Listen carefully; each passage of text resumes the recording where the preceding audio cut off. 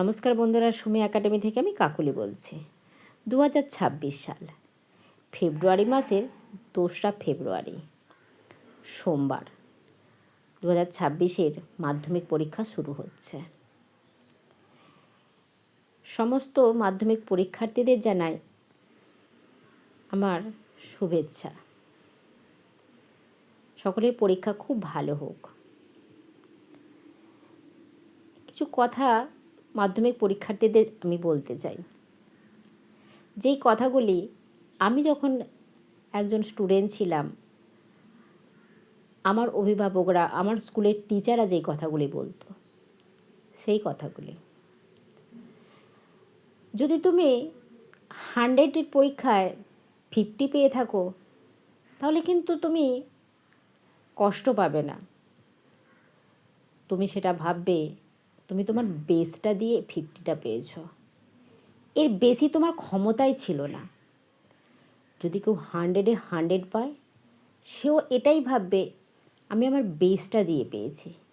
কেউ 100-এর মধ্যে কেউ 30 মার্কস পায়, সেও তখন মনে করবে এই 30 মার্কসটাই আমি অনেক খেটে করেছি, আমার ক্ষমতায় করেছি, এর বেশি আমার ক্ষমতা ছিল না।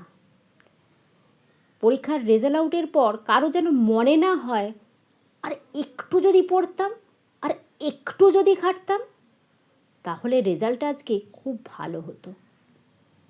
কিন্তু না, বিগতের নিয়ে শোক বৃথা। যেটা হয়ে গেছে, আমরা যদি যতবারই সেইটা নিয়ে শোক করি, সেটা নিয়ে চিন্তা ভাবনা করি, তার পরিবর্তন ঘটানো তো আমাদের হাতে নেই। তাই পরীক্ষার হলে বসে ওই যে 3 ঘন্টা সময়, ওই সময়টাকে আমাদের কাজে লাগাতে হবে। প্রশ্নপত্র হাতে পাওয়ার পর বারবার খুঁটিয়ে প্রশ্নপত্র পড়তে হবে। লেখা শুরু করতে হবে দাগ নাম্বার দিয়ে।